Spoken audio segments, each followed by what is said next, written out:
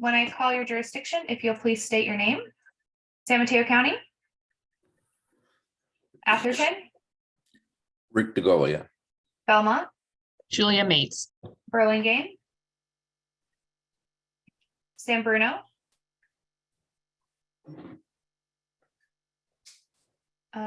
noting that Marty Medina had issues with voice earlier. Does anyone see him? Yeah, I see him. I'll circle back. South San Francisco and Portola Valley. Jeff Alfs. Thank you. And we have a quorum. Okay, so it would be great to get a motion to, well, is there, first, let me see if there's any public comment. I don't see any public comment. So if I could get a motion to set the agenda and approve the Chair DeGolia. consent. Yes. We do have a public comment. Oh, okay, great. Dave Morrow, go ahead. These are for items not on the agenda. Yeah, good morning, Chairman DeGolia and Executive Committee. Yes, I have a question.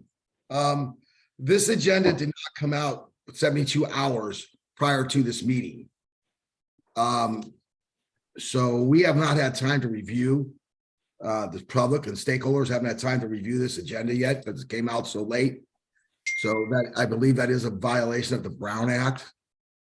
So I don't know how that ties into this meeting now, but they came out at 4:28 on Friday, which is 6.5 hours past the deadline of 72 hours prior to the meeting.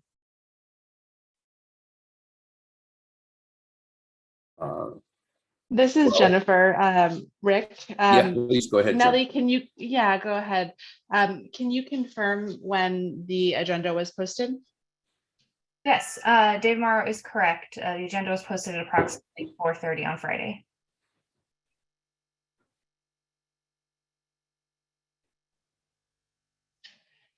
All right, so technically it doesn't meet the requirements of the Brown Act. So the option would be for the chair to adjourn the meeting. It seems like a waste of resource, and if there's a specific concern that we would like to that you'd like to address, happy to do so. This agenda is quite basic, but if there's aspects of it that we can provide further detail on, please let us know. Yeah. So Dave, I'm prepared to postpone the meeting. We don't want to go forward with a violation of the Brown Act. If there's an objection to moving forward, we'll do that. But could you state any if you have a specific concern, we will make sure that we get this agenda out earlier in the future. Yeah, yes. What I'm concerned about is item number 6. Labor did meet with Mark and Jan, and there was some stuff that I just noticed it this morning when I got on, that there's some comments there that I do not believe are 100% factual, and I think Labor needs another go around to look at this this new policy 10, the rewrite of it. But I do believe in the Brown Act, you can still have your meeting. You just cannot vote on items, but you can still have your meeting and discuss whatever you need to discuss. I believe that is how it works. So this is Jennifer. That is technically correct, but you've called into question the legality of holding the meeting. And I would advise my client in the utmost caution, which would be to adjourn the meeting and reconvene at another time. So Jen, just to clarify, if we went forward and discussed the items, would that be a problem if we don't vote on them? Since we have everybody here, we'll save some time.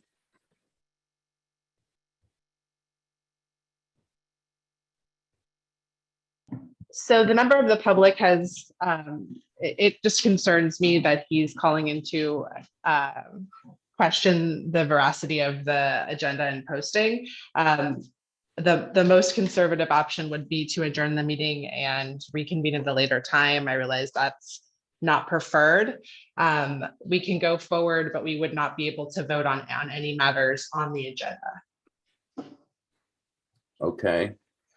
And Well, I would also just note, Rick, that the legal sort of benchmark would be a prejudice to members of the public or individuals viewing the agenda. So I think that the member of the public has stated the agenda item and the concern.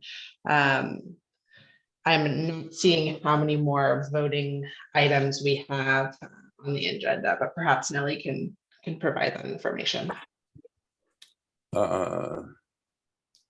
Yeah. We are voting on 2 items on the agenda, the consent agenda item and then item number 6 for the strategic plan amendments and amendments to policies 9 and 10. Yeah. So the only substantive item that we're voting on is the one that Dave has highlighted. So we would not vote on that item. The purpose of giving at least the 72 hours notice is so the maximum opportunity for the public to be notified of the agenda items and therefore to participate in the discussion if they wish is preserved.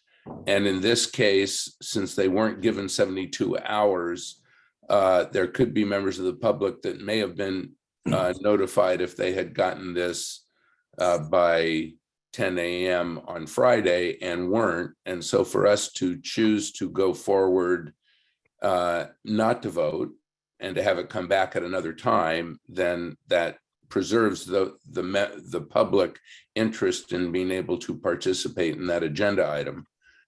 So let me just see what members of the board would prefer here.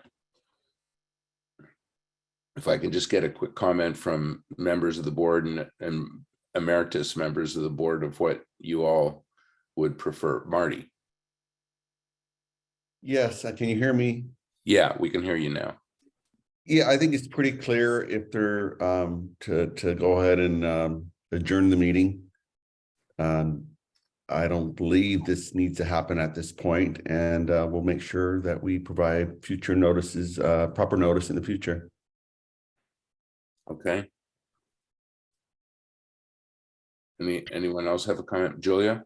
I tend to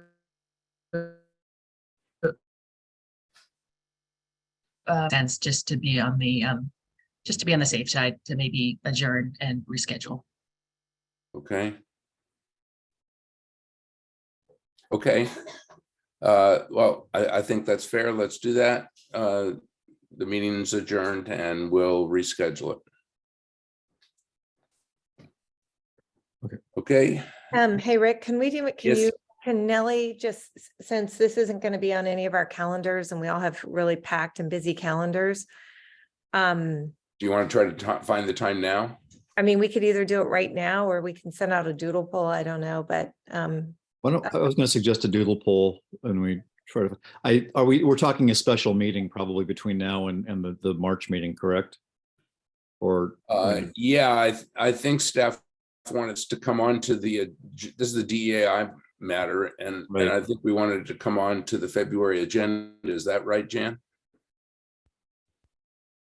just so everybody knows, I'm not, I could do it this week, but my week is really, my next 2 weeks are really bad. This is the only time I personally have set aside to be on this until March, till February 27th.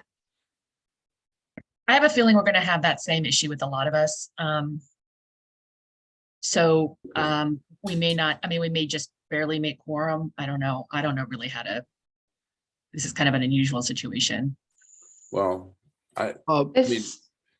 This is Jen. Another option would be agendizing a special meeting immediately prior to the board meeting. If that would work with schedules. Rick, I think you asked, did you ask me? I'm not sure if you said Jan or Jen. No, I said Jan, yeah. I did Jan, ask you. Me, Yes. okay, about the DEAI. Yeah, I Yeah, mean, matter 6 is the only item we're voting on.